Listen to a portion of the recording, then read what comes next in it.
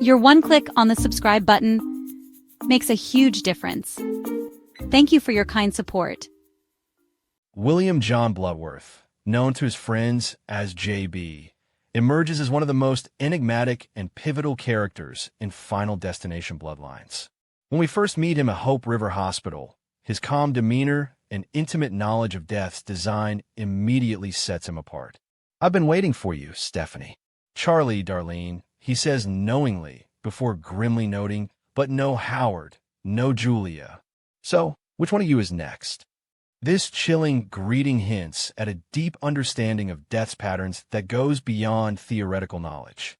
But who exactly is William Bloodworth? And what is his connection to the terrifying events unfolding in the Reyes family? The revelation of Bloodworth's past comes during a tense scene in the hospital morgue. As Steph, Charlie, and Darlene desperately seek answers about how to break death's design, Bloodworth reveals his shocking connection to Iris Campbell, Steph's grandmother. "She saved my life," he tells them quietly. When pressed about when this happened, he delivers the bombshell at the Skyview. This single statement transforms our understanding of both Bloodworth and the film's entire mythology. Through a brief but powerful flashback, we learn that Bloodworth was just a child of the Skyview Tower in 1968. "My mother brought me with her to work that night," he explains, showing a glimpse of his mother telling young JB to stay backstage while she performs. "I wasn't supposed to be there, except of course to die," he adds with a fatalistic acceptance that shows how this event has shaped his entire existence. This revelation carries enormous significance. In Iris's premonition of the Skyview disaster, Bloodworth was the last person to die, the little boy mentioned in Iris's records. When Iris warned everyone to evacuate, she saved not only the adults at the party, but also this child who wasn't even supposed to be present. As Bloodworth explains to a stunned Steph, "Years later she tracked me down, helped me see the truth. We traded ideas. I helped her fortify her cabin. We became friends." This connection explains why Bloodworth possesses such detailed knowledge about death's design. Having been saved from the disaster by Iris, he became part of her decades-long quest to understand and outsmart death. Their relationship wasn't just that of survivor and savior, but evolved into a partnership against a common enemy. "I even helped her get the best medical care I could, considering her condition," he notes, showing their bond extended to the very end of Iris's life. Perhaps the most important information Bloodworth shares is about the two methods to cheat death. "There are only two ways," he states with authority: by killing or by dying. If you take a life, you get the time that person had left. This first option, which horrifies Steph, involves transferring another person's remaining lifespan to yourself through murder, a morally reprehensible choice that none of the protagonists seriously considers. The second method offers hope without requiring harm to others. To truly break the cycle, you have to die. Bloodworth elaborates with a specific example. A long time ago, a young woman named Kimberly Corman found herself on death's list, just like you. And when her turn finally came, she died. Flatlined. But her doctor managed to bring her back. And that broke the chain. This reference to Kimberly Corman from Final Destination 2 creates a direct connection to the franchise's established mythology and gives the Reyes family a potential way out. However, Bloodworth warns them that this approach is far from guaranteed. "It's risky," he cautions, "and if you fuck with death and lose, things can get very messy." His reluctance to assist them further reveals a man who has grown weary of fighting an unwinnable battle. "For years, people have been coming to me for advice," he says with visible exhaustion. "Well, I'm tired. I'm done with all that." Bloodworth's revelation that he's now terminally ill himself adds another layer to his character. Like Iris before him, death has finally caught up to him. "Now I'm sick just like Iris," he admits. There's no running this time. This acceptance of his fate shows a profound shift in his attitude. After decades of helping others understand death's design and potentially cheat it, he's reached a point of resignation. His parting words to the family are both philosophical and practical. "Fact is, you're all gonna die. And after that, I will too." Rather than continuing to fight, Bloodworth has chosen to accept the inevitable. "I intend to enjoy the time I have left," he tells them as he walks away. And I suggest you do the same. Life is precious. Enjoy every single second. You never know when. His unfinished sentence hangs ominously, implying that death could strike at any moment. The character of William Bloodworth serves multiple purposes within the narrative. First, he's a direct connection to Iris and the original Skyview incident, providing crucial background information and establishing the generational aspect of death design.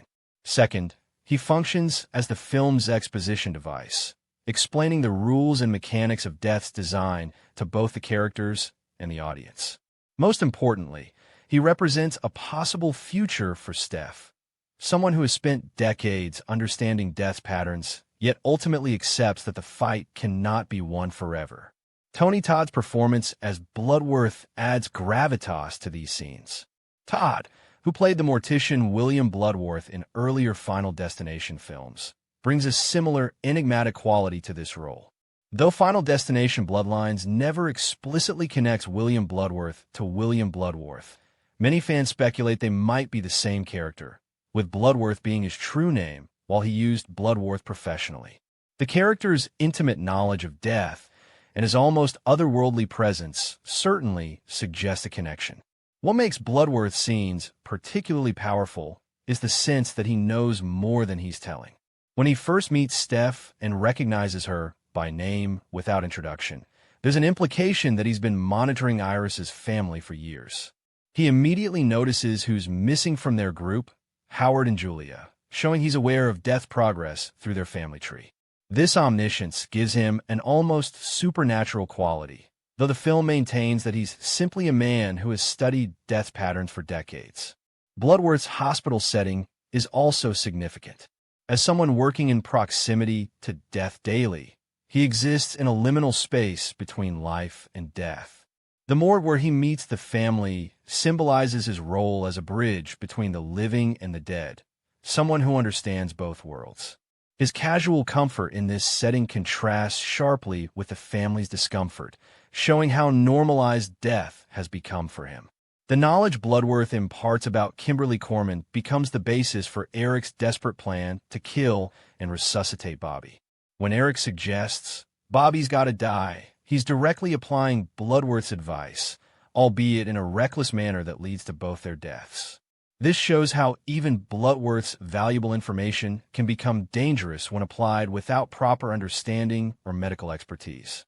Bloodworth's statement that he's retiring, now that Iris is gone, suggests their partnership was the main thing keeping him involved in helping others cheat death. With her death, he seems to have lost his motivation to continue the fight. This hints at a deeper emotional connection between them than he explicitly states. Perhaps they found comfort in not being alone in their understanding of death's design. His terminal illness raises interesting questions about death's approach to those who understand its design. Has death finally found a way to claim Bloodworth naturally, through disease rather than accident? Or has Bloodworth simply reached an age where illness is inevitable, and death is patient enough to wait? Either way, his acceptance of his fate shows a philosophical maturity that contrasts with the younger character's desperate fight for survival. When Bloodworth tells the family, "Life is precious. Enjoy every single second," he's not just offering a platitude. He's sharing the wisdom gained from decades of living on borrowed time, knowing each day was one death hadn't intended him to have. This perspective gives his character a melancholic depth. He's someone who has lived his entire life in death's shadow, but found meaning in that precarious existence. Director Zach Lipovsky explained in interviews that Bloodworth was designed to be a torchbearer of the franchise's mythology. "We wanted a character who could connect our film to the broader Final Destination universe, while also having his own compelling backstory," Lipovsky said. Todd brings such presence to these roles, and the idea that he was the little boy saved by Iris created this beautiful narrative circle. In the final analysis, William Bloodworth represents both the possibility of understanding death's design and the futility of fighting it forever. His decision to stop helping others and accept his fate shows the toll that decades of living with this knowledge has taken. Yet his very existence proves that survival is possible at least for a time. His character embodies the central tension of the Final Destination franchise, the human desire to cheat death versus the inevitable restoration of natural order.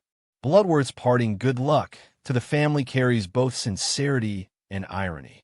He genuinely wishes them well, but knows their chances are slim. As the rest of the film proves, his pessimism was warranted. Even with his knowledge, the family couldn't escape death's design. But the information he provided wasn't worthless. It gave them understanding and agency in their final days, allowing them to face their fate with open eyes rather than in ignorance. Perhaps the most profound aspect of Bloodworth's character is what he represents for the franchise as a whole. As someone who has survived for decades past his intended death date, he embodies the persistent question, is cheating death worth it if you must live your entire life looking over your shoulder?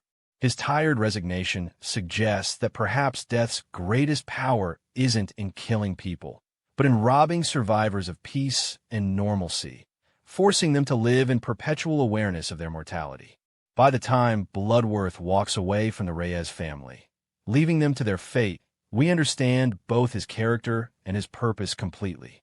He is the living embodiment of the franchise's philosophical core, a man who has postponed his date with death for decades, but ultimately accepts that it cannot be avoided forever. In his weary eyes and resigned manner, we see the true cost of cheating death, not just the physical danger, but the psychological burden of living a life that was never meant to be.